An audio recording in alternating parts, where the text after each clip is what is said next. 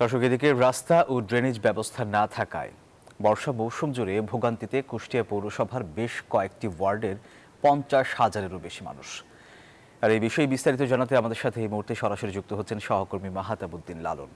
লালন, জলাবদ্ধতা নিরসনে কি ধরনের উদ্যোগ নিয়েছে পৌর কর্তৃপক্ষ, জানাবেন আমাদের।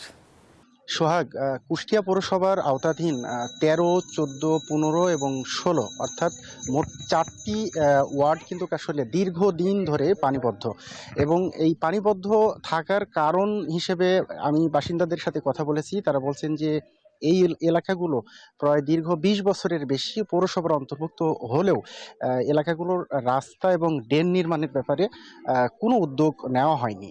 এবং তারা বলছেন যে জনপ্রতিনিধিরা বারবার তাদেরকে প্রতিশ্রুতি দিলেও কিন্তু আসলে এই এলাকাগুলোতে আসলে রাস্তা এবং ড্রেন নির্মাণের যে উদ্যোগ, সেই উদ্যোগ কিন্তু আসলে সেটি নেওয়াও হয়নি এবং সেটি বাস্তবায়ন করা হয়নি।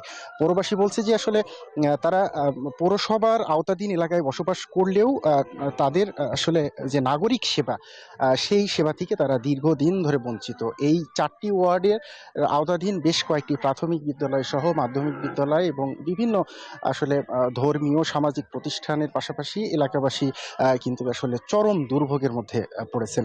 আমি পৌর কর্তৃপক্ষের সাথে কথা বলেছি। পৌর কর্তৃপক্ষ বলছেন যে এই ওয়ার্ডগুলো পৌরসভার বর্ধিত অংশ।